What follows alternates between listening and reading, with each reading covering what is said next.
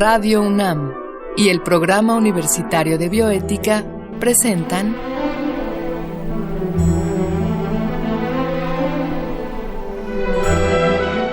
El Árbol de las Ideas. Bioética, ciencia y filosofía para la vida. Con Paulina Rivero Weber. Un gran saludo a todos los radioescuchas. Soy Paulina Rivero Weber, directora del Programa Universitario de Bioética, y como ustedes recordarán, iniciamos esta cuarta temporada, con el doctor Mario Molina para hablar de la capa de ozono. Y amablemente hemos contado con él ahora para hablar de el cambio climático desde el punto de vista de esta gran figura de la cultura nacional. Agradecemos pues nuevamente que haya aceptado al doctor Mario Molina esta invitación y escucharemos a continuación la cápsula que, como siempre, el Programa Universitario de Bioética y Radio UNAM han preparado para esta ocasión. Entre muchas otras cosas, la vida en nuestro planeta depende de la atmósfera. Esta se compone de gases como el nitrógeno, oxígeno, argón, dióxido de carbono o CO2 y vapor de agua. La atmósfera contiene el aire que respiramos y nos protege de la radiación ultravioleta. Además, cumple una función absolutamente necesaria para la vida: la regulación de la temperatura del planeta.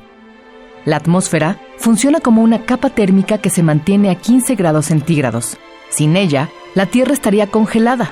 Para regular la temperatura, algunos de los gases de la atmósfera atrapan parte de la radiación infrarroja y el planeta la refleja de vuelta al espacio. Tal es el efecto invernadero natural. Existe, sin embargo, un efecto invernadero no natural. Este es resultado de la concentración de gases como el dióxido de carbono, el metano y el óxido nitroso, y representa una seria amenaza para la vida en el planeta.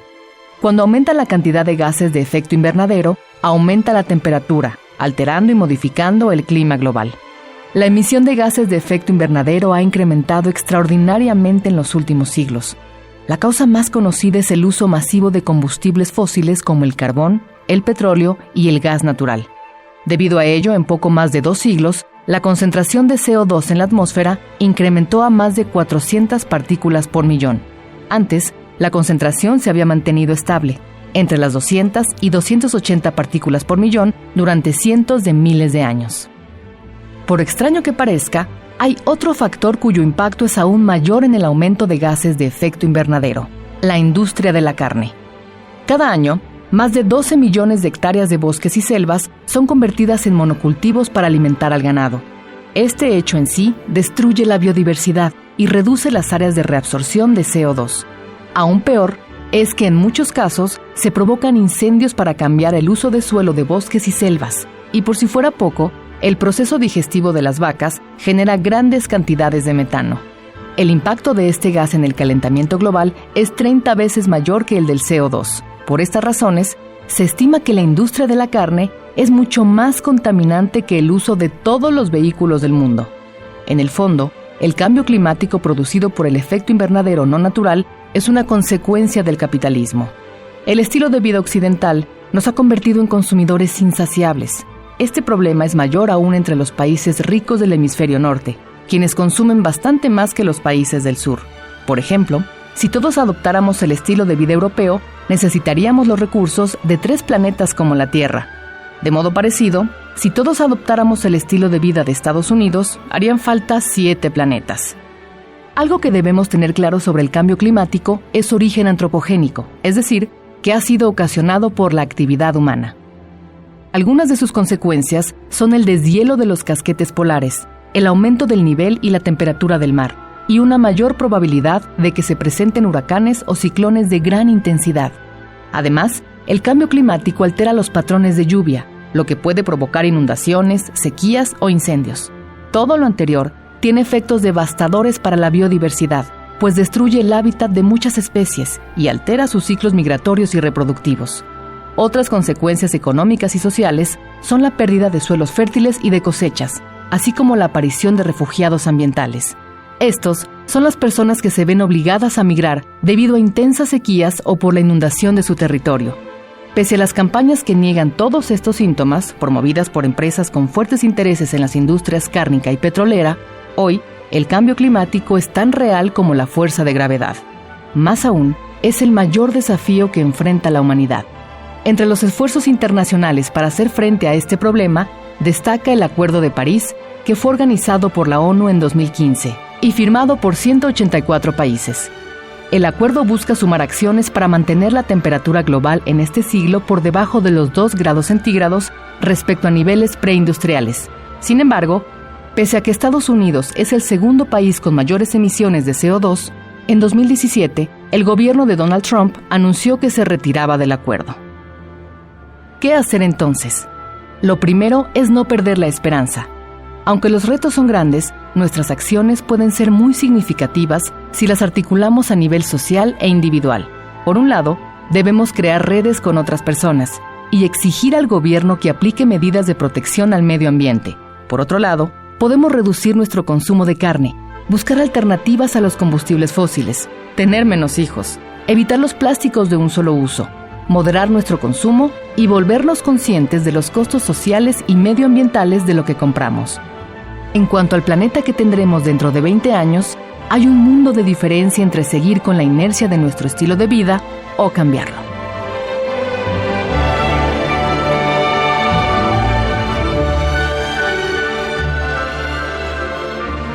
Doctor Mario Molina, yo quisiera hablar con usted de cambio climático, porque usted, pues después de haber hecho este descubrimiento y de haber ayudado de esta forma pues a la sociedad, al planeta, a la humanidad, usted no se ha quedado tranquilo, usted ha seguido dando conferencias, hablando con gobernantes, insistiendo en la cuestión del cambio climático, ¿no? Exacto, sí. Y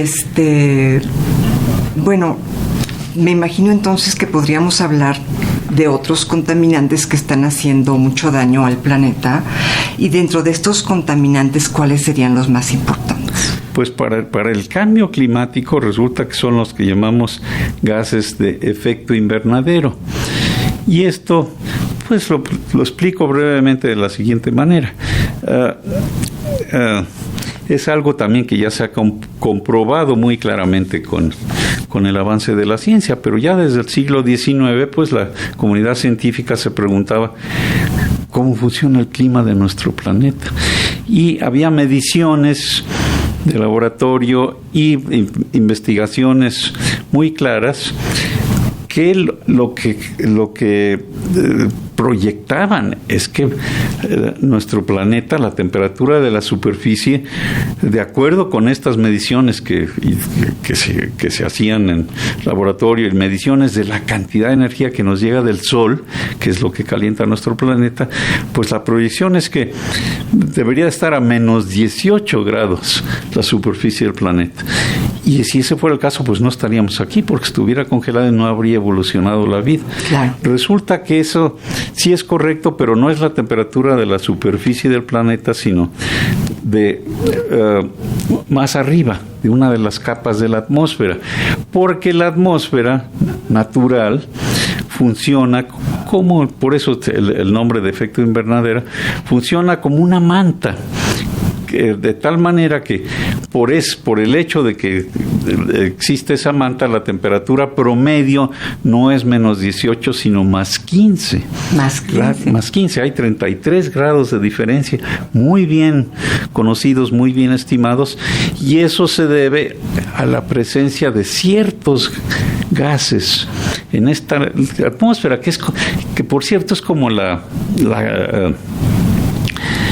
cáscara de una manzana, es muy delgadita la atmósfera de nuestro planeta, pero funciona, como decía yo, como una manta, cambiando esa temperatura a 33 grados. Pero lo que es muy peculiar y muy interesante es que esto se debe a que la atmósfera, estos gases absorben radiación en el infrarrojo. Entonces nuestro planeta recibe sobre todo energía del Sol en forma de radiación visible, luz visible.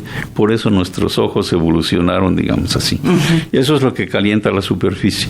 Pero el planeta, que es mucho más frío que el Sol, por supuesto, pierde la misma cantidad de energía que recibe, y esto pues por las leyes de la termodinámica lo sabemos, que desde hace millones de años el planeta ya no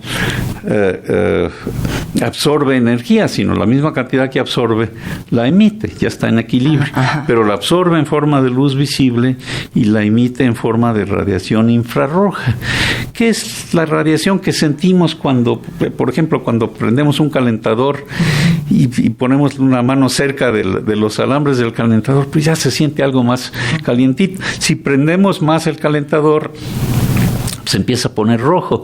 Eso ya es luz visible. Okay. Pero la que no vemos es la infrarroja. Y eso es lo que emite el planeta. Bueno, pues resulta que la atmósfera del planeta es, por fortuna, transparente a la luz visible, que es lo que nos llega del Sol, pero también es transparente la mayor parte de la atmósfera, que es nitrógeno y oxígeno, también es transparente en el infrarrojo. Pero hay una pequeña cantidad de gases, que son los que se llaman gases de efecto invernadero, cantidades que se miden en partes por millón. El dióxido de carbono es el más importante de estos gases que absorben en el infrarrojo. Entonces, estas partes por millón de este gas natural, el dióxido de carbono, son las que básicamente son responsables por estos 33 grados de diferencia y por tener pues lo que funciona como una manta, ¿no? Y el dióxido de carbono es el más importante, pero hay unos cuantos más, como el metano, el óxido nitroso, y por cierto también estos compuestos industriales que se prohibieron con el Protocolo de Montreal. Así es que el Protocolo de Montreal ha funcionado estupendamente también para el cambio climático. O sea que el problema con estos componentes es la cantidad. Digamos, sí. El dióxido, sí. El metano. Es que ese es por eso pues es lo que hay que explicar, porque esto lo que me referí es al funcionamiento de la atmósfera natural. Y el dióxido de carbono, pues es un compuesto natural. Nosotros al respirar exhalamos dióxido de carbono, pero respiramos oxígeno que se combina con los compuestos, con nuestros alimentos, que pues son compuestos orgánicos que tienen carbono, hidrógeno, oxígeno, etcétera, carbohidratos normalmente les llamamos, y cuando los carbohidratos se queman con el oxígeno del aire, se produce dióxido de carbono y vapor de agua. Pero por fortuna las plantas con la fotosíntesis vuelven a convertir el dióxido de carbono de la atmósfera a oxígeno, si no ya se nos habría acabado el oxígeno. Claro. Ese es el proceso natural, pero resulta que desde la revolución industrial, pero sobre todo desde la segunda mitad del siglo pasado, el uso de combustibles fósiles, pues petróleo, etcétera, al quemarlos se produce dióxido de carbono y se ha usado tal cantidad que casi se ha duplicado, no ha duplicado, pero sí ha subido más del 40% la cantidad natural de dióxido de carbono, que es lo que controla el clima. Así es que pues desde ese punto de vista no es sorprendente que haya cambio climático, porque el dióxido de carbono permanece más de un siglo en la atmósfera. Bueno, más o menos la mitad de lo que se emite sí se absorbe en los océanos y por las plantas rápidamente, pero una buena parte permanece más de un siglo. Claro. Por eso es un problema global. Claro. Y por eso pues ya se calentó. Ya no tenemos más 15 grados, que es la superficie del planeta, lo que había habido por decenas de miles de años, sino ahora está a más 16, o sea, ya claramente subió un grado. No parece mucho, pero sí es muchísimo, sí es el promedio de todo el planeta. Claro, claro. Y por eso, pues ya vemos los efectos. Claro. Ahora, recientemente usted escribió un libro junto con el doctor Sarucán y la doctora Julia Carabias, y en ese libro se menciona algo que de alguna manera nos permite corroborar a los que estamos interesados en este tema, algo que se ha venido diciendo de manera reiterada, que es que la industria ganadera es peligrosa por varias razones. Sí, por un lado, por la tala de los bosques, de las selvas para sembrar monocultivos, que serían su alimento de este ganado, pero por otro lado, la emisión del gas metano. Exacto, sí. ¿Qué sería más peligroso, doctor? ¿Esta tala de bosques y selvas con la finalidad de producir el alimento del ganado o el gas metano de la industria de la carne de vaca? Bueno, resulta que eso es una contribución importante. Sí, aclaro que más o menos las 2/3 partes del problema es por la quema del petróleo, de combustibles fósiles.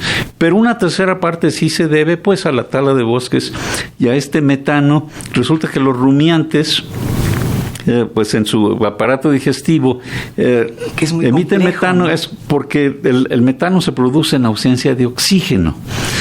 Cuando hay oxígeno, todo se produce dióxido de carbono, etcétera. Entonces, por eso se produce, pues, en el aparato digestivo de las vacas, de los rumiantes, y también, por cierto, en los raizales que están inundados.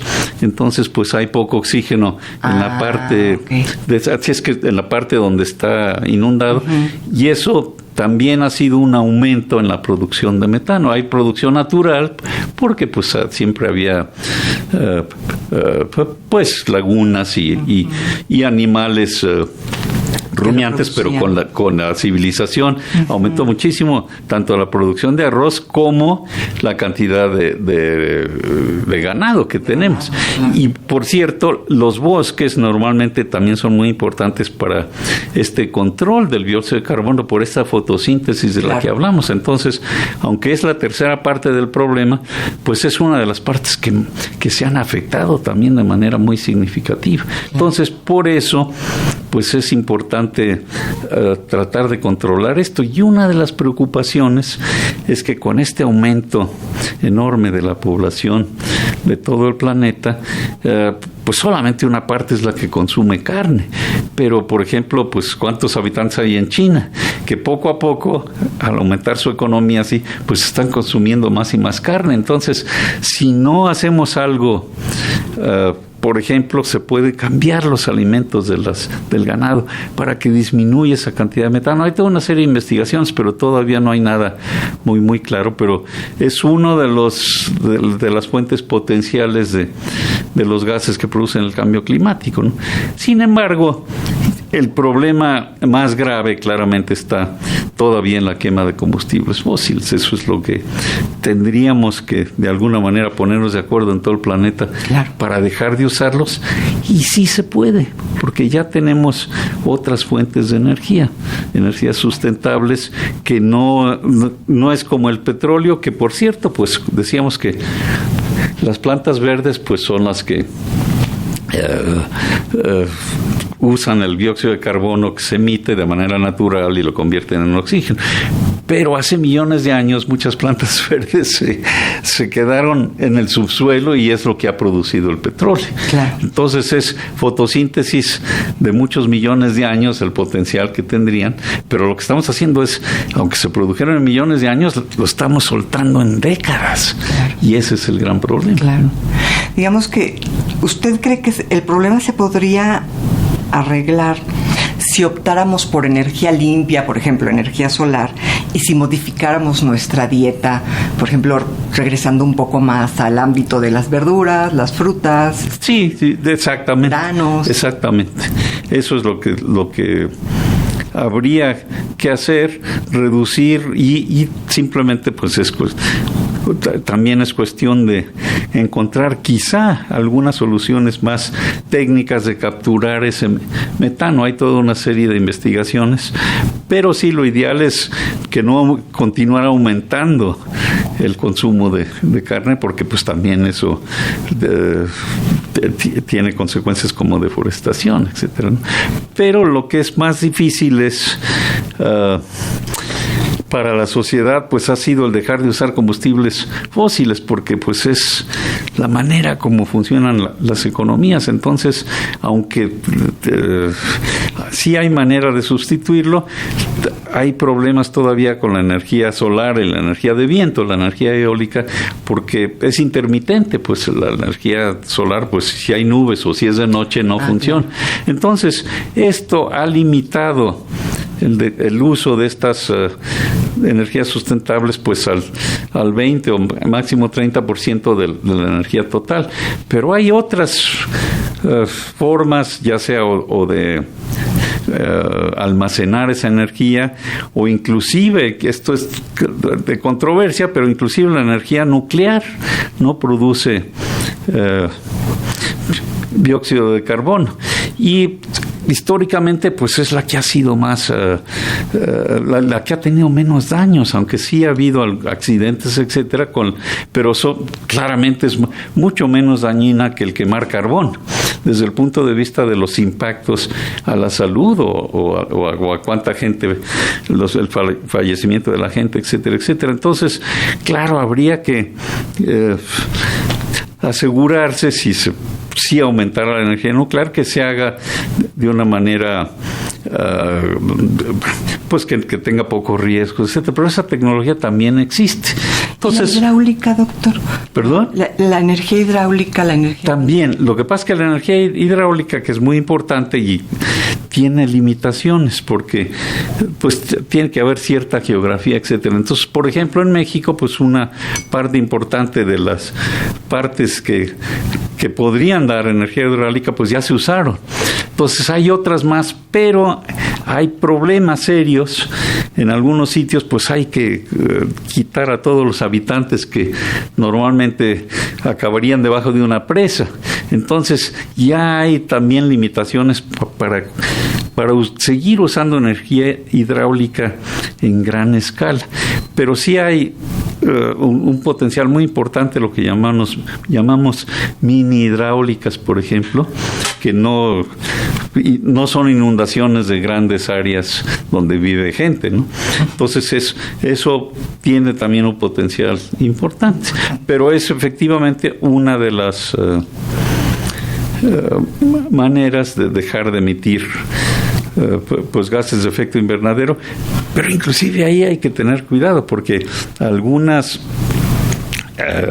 lagos que para generar energía hidráulica, pues si no se cuidan, empiezan a emitir metano por las plantas que hay abajo, pero esto se puede evitar también.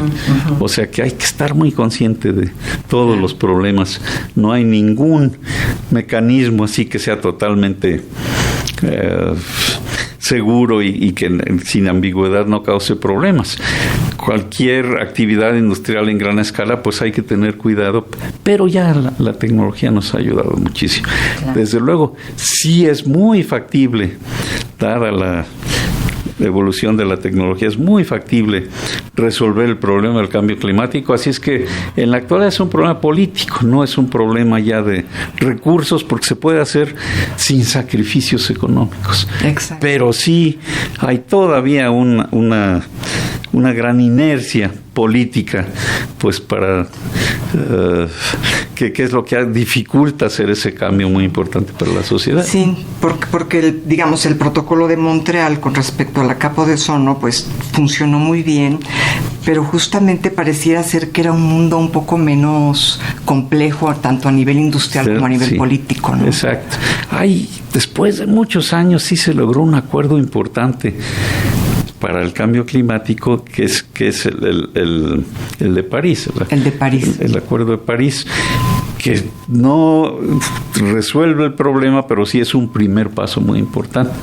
Pero el mismo Acuerdo de París tiene problemas. Por ejemplo, el presidente Trump en Estados Unidos, él por ignorancia monumental decidió, él no cree en el cambio climático, y es totalmente absurdo. Y por eso está retirando a Estados Unidos de este Acuerdo de París. Pero por fortuna muchos estados como California y Massachusetts, etcétera, en Estados Unidos, pues sí están tomando medidas, pero sí es un paso atrás muy significativo, que esperemos que sea temporal, ¿no? Porque ese Acuerdo de París, pues sí era un buen comienzo para resolver el problema del cambio climático. Y de entrada Estados Unidos había aceptado, ¿verdad? Sí, por supuesto, sí. Esto fue con el presidente Obama. Exacto. Yo estuve trabajando con el grupo de asesores científicos del presidente Obama, nos reuníamos con él muy seguido, y se diseñó el Acuerdo de París para que Estados Unidos lo pudiera aprobar, porque el problema que hay no solo es del presidente Trump, sino del Partido Republicano en Estados Unidos. Entonces, con el presidente Obama se diseñó el acuerdo de tal manera que no tuviera que ser aprobado por el Congreso en Estados Unidos, que era dominado todavía por los republicanos. Ahora ya, pues, la Cámara Baja en Estados Unidos ya está, la mayoría son demócratas, entonces esperemos que poco a poco haya cambio. Exacto. Por ahí pueda.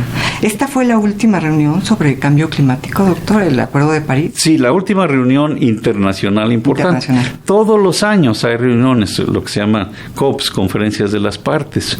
Tuvimos una muy importante nosotros aquí en México, pues por Cancún, y fue muy importante como precedente para que efectivamente se pudiera aprobar el Acuerdo de París, porque en aquel entonces, pues sí, México estaba funcionando como pionero entre países en desarrollo para resolver el problema del cambio climático, porque México es vulnerable, tenemos muchas costas y sabemos que el problema del cambio climático muy importante es a largo plazo, que sube el nivel del mar, que se caliente demasiado todo el planeta, etcétera. Pero a corto plazo también tenemos problemas muy serios que son los extremos de clima, que son los huracanes intensos o las lluvias que producen inundaciones o las olas de calor.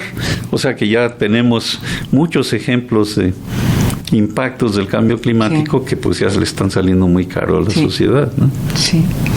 ¿Y usted es optimista? ¿Sigue siendo? Yo soy optimista porque... optimista. Sí, y tenemos, pues por ejemplo, un movimiento importante de la juventud, que pues son los que van a sufrir más con el cambio climático. Claro. Entonces, vemos ciertos movimientos y, como decía yo, en Estados Unidos, pues hay grupos, inclusive grupos industriales, que están de acuerdo con la comunidad científica, con nosotros, que hay que resolver el problema, y pues muchos países sí lo quieren resolver. Entonces, yo soy optimista que a la larga, pues eso es lo que vaya a dominar, ¿no?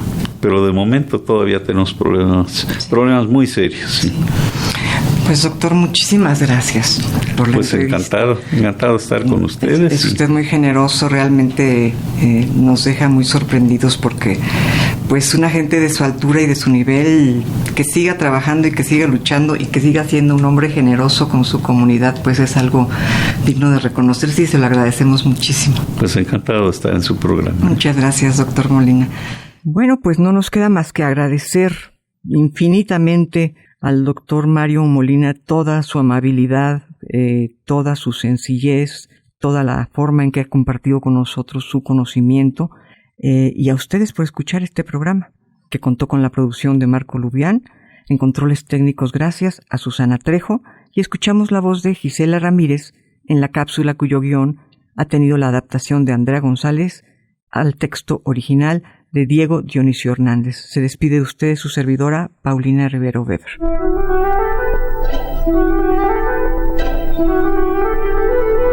Radio UNAM y el Programa Universitario de Bioética presentaron